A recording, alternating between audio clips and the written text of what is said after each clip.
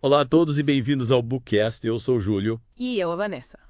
prontos para mais um mergulho profundo no mundo dos livros. Hoje. A gente vai desvendar os mistérios de Os Templários na América, Uma obra. instigante do autor Jacques de Mailloux. É verdade. Preparem-se para uma viagem fascinante que conecta a Ordem dos Templários Envolta em segredos e lendas. com a descoberta do continente americano. Muito antes de Colombo. É isso aí. O de Mailloux já começa Logo de cara. colocando a gente diante de um grande enigma, né? Um mistério. Para onde foram os Templários depois daquela perseguição em 1017? Pois é, A gente sabe que a Ordem era rica. mas muito rica. A origem das fortunas deles permanece um mistério. Até hoje, O que o de Mailloux propõe sobre isso? ele sugere O quê?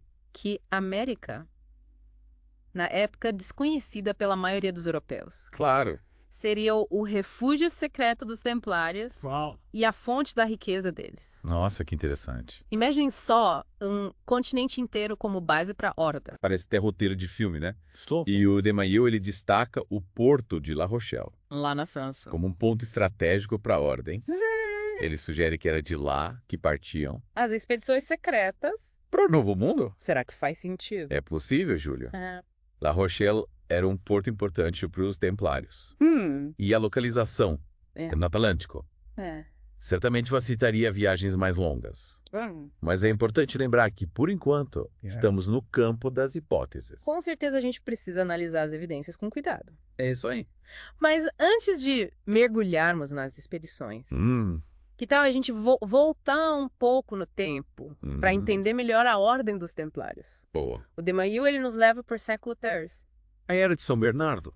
e o nascimento da ordem. Exato. O que a gente pode destacar desse período? O contexto histórico é crucial aqui, né? É. A gente está falando de um período de grande fervor religioso, com as cruzadas em pleno andamento. É verdade. São Bernardo Clairvaux, uma figura muito influente da igreja, Sim. desempenhou um papel fundamental na fundação dos Templários. O de Mailloux, ele enfatiza essa relação próxima de São Bernardo e a Ordem. Tá. E ele levanta uma questão interessante. O nome Templários se refere apenas ao Templo de Salomão, ou sugere algo mais profundo, uma conexão talvez com a sabedoria antiga do Oriente. Essa pergunta nos leva a pensar nos possíveis objetivos da ordem, né? Seria proteger os peregrinos na Terra Santa a única missão deles? Ou haveria algo mais? O de Mailloux parece acreditar na segunda opção. É fascinante como ele tece essa narrativa, É. cheia de mistérios e possibilidades. Verdade. E falando em mistério, o de Mailloux, ele nos conduz pela ascensão Meteórica. da Ordem do Templo. Ele detalha a estrutura hierárquica, com o grão-mestre respondendo apenas ao Papa, e destaca a rapidez com que a Ordem conquistou. Poder e influência. O que contribuiu para essa ascensão tão rápida na sua visão? Olha, a isenção de impostos e a autonomia judicial que os templários desfrutavam foram fatores cruciais.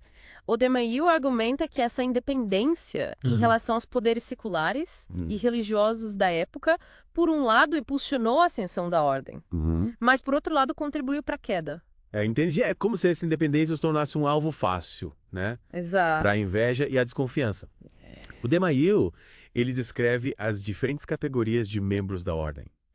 Os cavaleiros, A elite guerreira. os clérigos responsáveis pelos serviços religiosos Isso. e os sargentos que cuidavam da administração e das atividades econômicas, uma estrutura bem complexa, né? Sem dúvida, Júlio. Certo. Essa estrutura complexa permitia a ordem atuar em diversas frentes das batalhas nas cruzadas, a gestão de suas propriedades e negócios em toda a Europa. Eles eram como uma grande corporação multinacional da época. Impressionante. Mas essa ascensão meteórica teve um fim abrupto, né? É verdade? Com o julgamento dos Templários. Pois é. O de Mailloux nos leva a um dos capítulos mais obscuros da história da Ordem, as acusações de heresia, Sim. as confissões obtidas sob tortura e a execução. De Jacques de Molay. Último grão-mestre. Que leitura de Mailloux faz desse período? Ele questiona a veracidade das acusações contra os Templários, sugerindo que eles foram vítimas de uma conspiração para eliminar uma ordem que se tornou poderosa demais. É? As confissões obtidas sob tortura Para eles são de validade questionável. Ou seja, a queda dos templários pode ter sido motivada por interesses políticos e econômicos, né? Exatamente. É realmente um período sombrio, cheio de intrigas e mistérios. E falando em mistério, chegamos a um dos pontos mais intrigantes do livro. Qual? O mistério da prata. Ah. O de Mayeux explora a riqueza dos templários. E a especulação sobre a origem da prata deles. Citando a expressão popular ter prata. Seria essa expressão uma pista de que os templários extraíam prata das Américas? O de Mayeux apresenta a hipótese de Jean de La Varenne, um estudioso da história da Normandia, que acreditava que os templários extraíam prata do México. Nossa. Uma teoria ousada. Mas que o de Mayeux sustenta com algumas evidências. Que tipo de evidências? Ele encontrou documentos, mapas. Ele vai além dos documentos. O de Mayeux nos leva para a Basílica de Vézelay. Onde fica? Na França. Lá. E descreve esculturas com orelhas grandes. Orelhas grandes. Que, segundo ele, se assemelham aos povos andinos. 17. Ele também explora a presença de cruzes em construções pré-colombianas. Tá, mas cruzes? A cruz não é um símbolo cristão. Mas... Como ele usa isso como evidência de uma presença templária na América? Ele argumenta que as cruzes encontradas em construções pré-colombianas têm designs distintos que se assemelham a símbolos templários. Ele mostra imagens dessas cruzes, comparando elas com símbolos da ordem. É como se ele estivesse buscando pistas, né? Rastros da passagem dos templários pela América. Isso. E ele encontra essas pistas em símbolos, em detalhes arquitetônicos, em elementos culturais que parecem fora de lugar. Exatamente. E ele vai além da arte e da arquitetura. O de Mayeux nos leva para a América do Sul, para Tijuana, na Bolívia, e apresenta evidências da presença viking na região. Sério? Ele cita os tocos viking encontrado na Argentina. Tocos. O que é isso? É um tipo de espada curta de origem viking. O interessante é que esses tocos encontrados na Argentina possuem inscrições rúnicas, o que reforça a hipótese de uma presença viking na América do Sul. Uma espada viking na Argentina? Que é? Descoberta? E como que o de Mayeux conecta essa descoberta aos templários? Ele usa essa descoberta para reforçar a teoria dele, de que os templários também teriam chegado à América do Sul. Talvez seguindo rotas estabelecidas pelos vikings.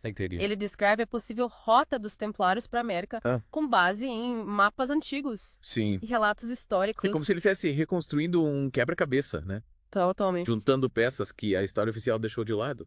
Realmente fascinante essa busca por peças esquecidas do passado. Mas será que o de Mayeux se limita a mapas e artefatos? Não. Que outras evidências ele usa para sustentar a teoria dele? Ele mergulha na linguística. Linguística. Como assim? Ele analisa a influência de idiomas europeus, especialmente o nórdico, em línguas indígenas como o Quichua e o Guarani. Sério. Que tipo de influência ele encontrou? Palavras em comum, estruturas gramaticais. Ele cita exemplos de palavras com raízes germânicas e latinas, presentes em línguas nativas, o que, segundo ele, seria um indício de contato entre europeus e nativos americanos. Antes de Colombo. É incrível como ele conecta áreas tão diversas do conhecimento, né? História, arqueologia, linguística. Parece que a gente está diante de um detetive da história. Verdade. Buscando pistas em cada canto do passado. E que outras pistas ele encontrou? Ele nos leva para o mundo da mitologia, Júlio. Mitologia. Discute a hipótese de que termos como Tula, presente em diversas culturas pré-colombianas. Sim, Tule. Uma ilha mítica, mencionada por antigos exploradores gregos, se referem ao mesmo lugar. Seria Tula uma referência a um antigo entreposto comercial ou colônia viking na América. Bom, essa teoria leque é enorme de possibilidades, né? Tula. Como ponto de encontro entre vikings templários e nativos americanos. Imagina só que história. E isso nos transporta para um passado cheio de mistérios e aventuras. Total.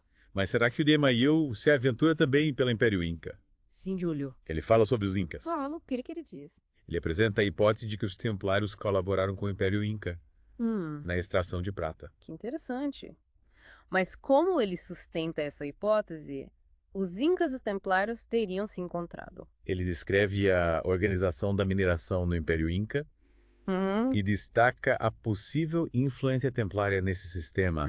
Para ele, a sofisticação da mineração inca sugere a presença de conhecimentos e técnicas que não teriam se desenvolvido isoladamente. Entendi. É como se os templários tivessem deixado suas marcas, não apenas em símbolos e palavras, né? Mas também na própria estrutura da sociedade inca. Isso. Suas técnicas de mineração, sua organização social. É. Mas será que o de Maio se limita aos incas? Ou ele explora a presença templária em outras partes da América? Ele nos leva para Portugal, Júlio. Portugal. Mas o que Portugal tem a ver com os templários na América? O Email destaca a Ordem de Cristo, sucessora dos templários em Portugal. Sim.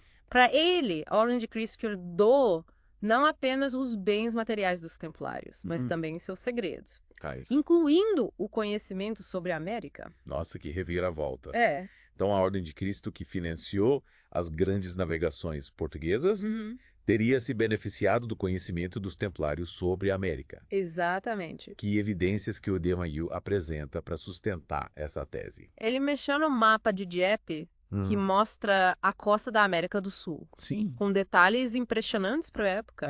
O de Maio questiona como os portugueses teriam acesso a informações tão precisas sobre a geografia da América do Sul, se não tivessem herdado esse conhecimento dos templários. É realmente intrigante essa conexão entre os templários, Portugal e a descoberta da América.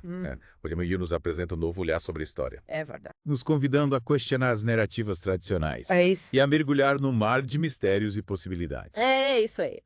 Bem-vindos de volta à nossa imersão em Os Templários na América. Isso aí. Na última parte, a gente explorou a fascinante teoria do Jacques de Maillet de que a Ordem dos Templários teria encontrado refúgio e riquezas no continente americano, muito antes da chegada de Colombo. É realmente uma ideia que nos faz repensar tudo que a gente sabe sobre história. É. Mas se os templários realmente chegaram à América do Sul, o que os teria motivado a cruzar o Atlântico? Boa pergunta. Seria apenas a busca por ouro e prata. O de Maillet sugere que ia além da simples ambição material. Segundo ele, a Ordem buscava um refúgio seguro, um novo lar onde eles pudessem preservar seus conhecimentos e práticas longe da perseguição religiosa que eles enfrentavam na Europa. Uma espécie de novo templo no novo mundo, né? Isso. Para renascerem das cinzas. Uma ideia bastante romântica, não acha? Sem dúvida. E a narrativa fica ainda mais instigante.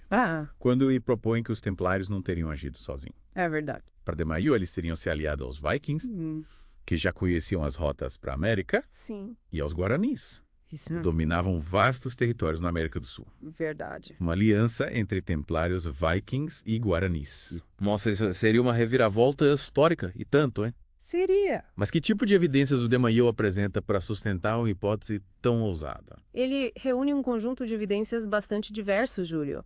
Desde a presença de termos de origem europeia em línguas indígenas. Que a gente mencionou antes. Isso. A similaridade entre símbolos templários. Sim. E símbolos encontrados em construções pré-colombianas. Sem esquecer, é claro, da descoberta de artefatos europeus em sítios arqueológicos na América do Sul. Lembrando que um desses artefatos é o Stockus Viking, encontrado na Argentina, né? É verdade. Com inscrições rúnicas. É realmente uma peça que nos faz questionar a cronologia tradicional da história, né? Exato. É como se a história como a gente conhece tivesse sido escrita pelos vencedores, né? Pelos europeus que conquistaram a América. Isso. E que essa história oficial ignora, omite ou distorce evidências que apontam para uma presença europeia no continente americano muito antes de 1492. Verdade? É como se eles estivessem nos convidando a desenterrar versões alternativas da história. Isso. A reavaliar as fontes e a questionar tudo que nos foi ensinado. Mas indo além da questão da presença europeia na América, quais seriam as implicações da presença dos templários especificamente? O que o de Maio diz sobre isso? Ele nos leva a pensar sobre o impacto que a Ordem teria causado caso tivesse estabelecido na América do Sul. Teriam eles deixado um legado cultural e genético que ainda pode ser detectado hoje em dia. Seria fascinante descobrir se costumes, lendas, ou até mesmo traços genéticos dos povos da América do Sul carregam a marca da passagem dos templários, né? Sim. Como se a história da Ordem estivesse entrelaçada com a história do continente, esperando para ser revelada. Interessante. Mas, deixando um pouco de lado a especulação, vamos voltar para as evidências. Isso. Você mencionou a presença de termos europeus em línguas indígenas. Sim. Poderia nos dar alguns exemplos? Com prazer, Júlio. Ariel. O de Maio cita a palavra tupá, presente no idioma guarani, que se assemelha à palavra top em inglês. Top. Top em alemão. Isso. Toda significando top cume. Ele também aponta para a palavra kunti, Conti. que em Quechua significa ocidente, e que se assemelha à palavra kunt em alemão, que significa anúncio. São similaridades realmente curiosas. Não. Mas será que não poderiam ser apenas coincidências?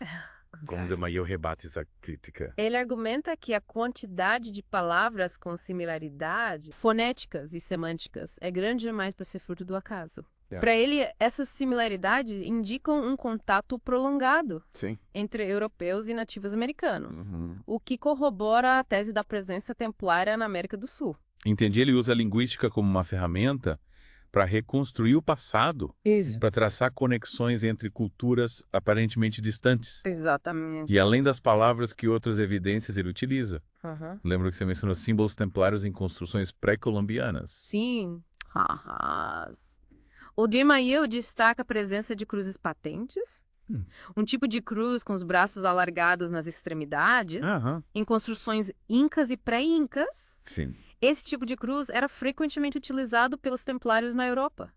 Ele também menciona a presença de esquadros e compassos, símbolos maçônicos associados aos templários, em algumas construções pré-colombianas. É impressionante como ele consegue encontrar esses símbolos, né? Esses detalhes que passariam despercebidos para a maioria das pessoas. É verdade. Como se você tivesse um olhar treinado para decifrar os segredos da história. Mas me diga, esses símbolos são realmente exclusivos dos templários? Ou poderiam ter sido utilizados por outras culturas? Essa é uma crítica que o de Maio se antecipa a responder. Ele argumenta que é a combinação específica de símbolos, a forma como eles são dispostos e o contexto em que são encontrados apontam para uma influência templária. Não se trata de meras coincidências, mas sim de um padrão que se repete em diferentes lugares e épocas. Sim. Como se os templários estivessem deixando sua assinatura no mundo. Uma assinatura secreta. Isso! Um código para ser decifrado por aqueles que sabem onde correr. É realmente fascinante essa ideia. Mas, saindo um pouco da América do Sul, vamos voltar para a Europa. Isso! Lembro que na parte anterior você mencionou a conexão entre os templários e Portugal. Poderia nos falar um pouco mais sobre essa conexão? Com prazer. O de Maio dedica um capítulo inteiro do livro A Conexão Portuguesa. Ele argumenta que Portugal, dos pioneiros na expansão marítima europeia, herdou dos templários o conhecimento sobre a América. E como ele justifica essa afirmação? Que tipo de evidências ele usa? Ele destaca a Ordem de Cristo, sucessora dos templários em Portugal, como a guardiã de um segredo ancestral, a rota para o Novo Mundo. Para de Maio, a Ordem de Cristo utilizou esse conhecimento para financiar as expedições portuguesas que resultaram na descoberta de novas terras, novas rotas comerciais e, eventualmente, na colonização de vastos territórios na América, na África e na Ásia. Ou seja, para ele, o sucesso de Portugal nas grandes navegações não se deveu apenas à sua ousadia e à sua expertise naval, mas também a um conhecimento secreto dado dos templários sobre a existência de terras além do Atlântico. Exatamente. E para fortalecer essa tese, ele menciona o mapa de Dieppe, um mapa do século XVI, que mostra a costa da América do Sul com detalhes surpreendentes. O de Maio questiona como os portugueses teriam acesso a informações tão precisas sobre a geografia da América do Sul, se não tivessem herdado esse conhecimento dos templários. É uma pergunta que nos leva a questionar a versão oficial da história, né? A buscar explicações alternativas para os fatos. E o de Maio não se limita ao mapa de Dieppe. Vai além, sugerindo que a influência templária na cultura portuguesa pode ser observada em diversos aspectos, desde a arquitetura até os símbolos e os rituais religiosos. Verdade. Bem-vindos de volta à nossa imersão em Os Templários na América. Nas últimas partes, a gente explorou a fascinante teoria do Jacques de Maio sobre a presença dos templários no continente americano antes de Colombo, A gente abordou desde as possíveis rotas e alianças, até a influência em Portugal e vestígios culturais. É realmente uma viagem no tempo. Um mergulho profundo na história, né? Claro. Mas, indo além da simples presença, o que o de Maillet propõe sobre o impacto dos templários na América? Eles teriam apenas explorado as riquezas do continente? Não. Ou teriam interagido com as culturas nativas, deixando marcas mais profundas? O de Maillet sugere que a Ordem, em sua busca por um novo lar, teria buscado estabelecer relações com os povos nativos, compartilhando seus conhecimentos e tecnologias. Ele argumenta que a presença templária teria contribuído para o desenvolvimento de algumas civilizações pré-colombianas. Que interessante. Mas qual civilização, por exemplo, ele cita? Ele se concentra no Império Inca. Nos Incas. E que tipo de influência ele dignifica? Que se destacava pela organização social sofisticada, técnicas agrícolas avançadas e arquitetura impressionante. O de Maillet aponta para a similaridade entre a estrutura hierárquica da Ordem dos Templários e a organização social do Império Inca. Seria como se os templários tivessem, de alguma forma, inspirado o modelo de organização social dos Incas. É uma das hipóteses que ele levanta para de Maillet, a ênfase na disciplina, na ordem e na obediência. Valores centrais na Ordem dos Templários. Também se manifesta na cultura Inca. Ele sugere ainda que os templários teriam introduzido novas técnicas de construção e metalurgia no Império Inca, contribuindo para a construção de suas imponentes cidades e templos. Ele cita algum exemplo específico de construção Inca? Cita. Que poderia ter sido influenciada pelos templários. Ele menciona Machu Picchu. Machu Picchu? Dos maiores símbolos do Império Inca. Para de Maillet, a precisão e a sofisticação das construções incas. Como vemos em Machu Picchu. Se assemelham em alguns aspectos às técnicas de construção utilizadas pelos templários na Europa. Ou seja, a maestria inca na arquitetura e engenharia, como vemos em Machu Picchu, poderia ter recebido influência dos templários. É uma possibilidade? É realmente uma ideia ousada, que nos faz olhar para essas construções com outros olhos. É verdade. Mas ele se limita à arquitetura? Não. Ou explora outras áreas de possível influência? O de Maillet vai além, explorando a possível influência nas crenças e práticas religiosas dos Incas. Interessante. Ele destaca a veneração do sol. Sim. Um elemento central na religião Inca. Como um possível ponto de convergência entre as culturas Inca e Templária. Mas os Templários não eram uma ordem cristã? Eram. Como ele explica essa conexão com a veneração do sol, que é um elemento pagão. O de Maillet lembra que os Templários foram acusados de heresia, de adorar ídolos pagãos. Ela sugere que a ordem, em sua busca por preservar seus conhecimentos e práticas, teria incorporado elementos de diferentes culturas e religiões, incluindo a veneração do sol. Interessante. Então, para ele, a veneração do sol pelos Incas poderia ter sido, de alguma forma, influenciada pelo contato com os Templários. É uma possibilidade que ele explora no livro. Ele cita a Festa do Sol, uma das principais celebrações religiosas do Império Inca, como um exemplo da importância do sol na cosmovisão Inca, e sugere que essa celebração pode ter incorporado elementos da cultura templária. É realmente fascinante como de Maillet nos apresenta essa teia de conexões, né? Nos levando a questionar tudo o que a gente pensava saber sobre o passado. Mas, no fim das contas, qual a grande questão que ele nos deixa? O legado da suposta presença templária na América. É isso. Ele nos convida a refletir sobre o impacto do encontro entre diferentes culturas e civilizações. Ao longo da história, teríamos templários deixado um legado duradouro na América. Um legado que transcende a busca por riquezas e se manifesta em elementos culturais genéticos e, quem sabe, até mesmo espirituais. O de Maillet nos instiga a procurar as marcas da presença templária na América. Isso. Não apenas em pedras e mapas, mas também nas tradições, nos costumes e na alma dos povos que habitam o continente. Verdade. Ele nos lembra que a história é um processo dinâmico, em constante construção, e que a busca pela verdade é uma jornada que nunca termina. É isso aí. E assim chegamos ao fim da nossa imersão em Os Templários da América, de Jacques de Maillet. Uma obra. Que nos desafia a repensar a história. A questionar as narrativas tradicionais. E mergulhar num fascinante labirinto de mistérios e possibilidades. É verdade. Esperamos que vocês tenham apreciado a viagem. Com certeza. E para quem ficou curioso com as teorias do DeMaio, fica o convite para ler o livro Os Templários na América. É isso aí. E tirar suas próprias conclusões. Exatamente. Afinal, como vimos, a história é um quebra-cabeça com muitas peças ainda por encaixar. É verdade. E até a próxima com mais um mergulho profundo no mundo dos livros.